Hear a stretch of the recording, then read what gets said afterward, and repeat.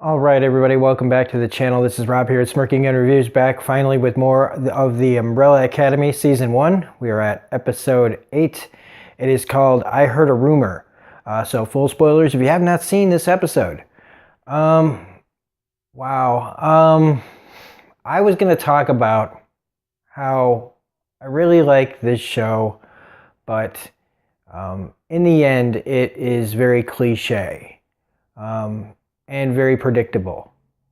I was going to talk about that a lot, because it's an enjoyable show, but it's really carried by its characters and its concept.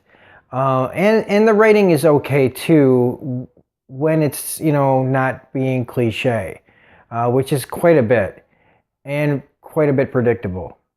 The whole thing with the villain being obvious and things like that. It doesn't take away too much from the enjoyment of the show. It's just when you get such a great concept, you'd think that they would do something else rather than give us the predictable and kind of done storylines. But in its execution, that's where it really shows some of its strengths. Not just with along with the acting and most of the writing. And the score for this show is fantastic. And the music, again, is like just on par with what they're doing over at Deadly Class with their score and soundtrack.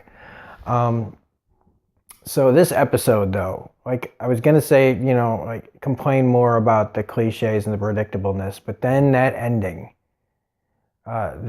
was really, I just didn't think they had the balls really to go there.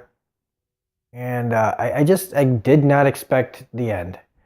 But let's not talk, about that yet. Let's get right to the beginning. So yeah, Allison's on her way to try to help Vanya. And we get to see what happened with Allison's daughter and the controversy that happened around her family and how, you could see how if somebody had her powers, it would be really hard not to use them. And in this sense, she was very frustrated, and she went right into how do I, get rid of a real big problem, and she uses her powers on her daughter. And I can see the moral dilemma. It's just, I think you got to get over it.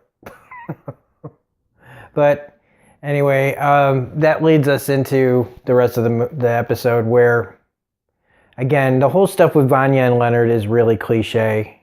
He's telegraphing his villainness, and she's not catching it. And my only problem right now is, I love Ellen Page, but her character is not written to be very bright. I realize that circumstances are that her character was isolated and things like that. And I'm not talking about, how somebody who's been isolated would act. She does act like somebody who's been isolated. But she's written to just be kind of a dim bulb. All these things that should be obvious. She's just not, he's laying it on super fucking thick. And just everything about him should start to feel really obviously off. Him trying to get out of the hospital and just knowing about not figuring out that this was a setup, which is what I said before in the last episode. And it all just is pointing very predictably, I think I said in the last episode or the one before that, where the Vanya's clearly going to be the thing that causes the apocalypse. And I've known this in my head since probably episode 3. And it's just... I just wish that they gave her something just a bit more, and I wish she was written a little bit smarter. But for the story's sake, I guess she really needs to be that dumb to not know about Leonard. Even when she's presented with proof, she does that whole thing where the character goes, no, it can't be, come on. But let's talk about Hazel and Cha-Cha. So Hazel does the thing that I figured he would do, which was, in the end, knowing that if there's only 3 days left or 2 days left now before the apocalypse, he's got to try to do something. He's got to try to stop what's coming because he really wants to move on with his life, but he can't until he tries to do something about, saving everything. Cha-Cha, on the other hand, is feeling very jealous or spurned and blowing up the waitress's diner, the donut shop owner's diner. That was pretty hardcore. Still can't figure out if she's just in love with Hazel or if she's just pissed off because, he wants to do something else. I don't know. For sure, anyway. Luther getting razzed for, losing his cherry from Klaus is pretty funny. The whole thing with Klaus talking to them about conjuring their father is a pretty great scene, except, man, come on, like, if Klaus is such a bad, degenerate junkie, man, you can't just clean yourself up in a day and be that cool, man. Withdrawal is a bitch, and it would take him days and days and days, man, if he's been living like this for that long. He, trying to quit, he could cold turkey too, man, he could die. So, again, it's something that we're supposed to look past, but just kind of annoys me. But everything else, here's the other thing that's pretty clearly being telegraphed too. And that is just me saying that I think the reason that their dad knew about the apocalypse is because they got a freaking time traveler in the group. 5 probably goes back into the past and tells their dad, and then pops back. I think it's pretty obvious that that's what it's going to be. If it's something else, man, then they've got me. But I don't know. And the same thing, like, so this is supposed to be kind of like Allison's story, and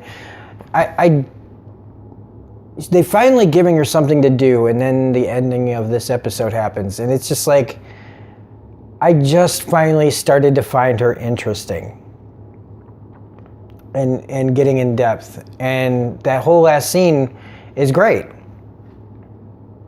I don't think I agree with, I don't know how to feel about when Vanya accidentally kills Allison. I don't know how I feel about that, story-wise.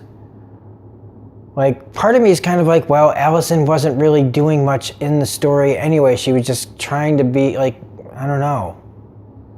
The other part of me is, like, really kind of pissed off that they just kind of lose her character, like, drop her character like that. So it's like a mixed bag for me. It's unpredictable. When I knew, I was like, man, I think something's going to happen when she tries to say, I heard a rumor. I did not think it was going to be getting her throat cut. That's something else. And so that's it for this episode. I really didn't have that much to say about it. It's really good. And especially that last, like, 5 minutes, man, is like crazy. And Ellen, as Ellen Page, again, I still don't understand her, they were just kind of manufacturing her outrage at this point. Even though that backstory of being put in like a isolation chamber, like, I get it, but when you're a kid, you don't know what the fuck. All her stuff that shows, like, Vanya's, like, just terrible way that she had to grow up. Maybe because it was for her, the world's own good. I guess he could have, if he knew that kind of danger, he could have just killed her. And that's no excuse for just, like, how badly traumatized she's kind of been.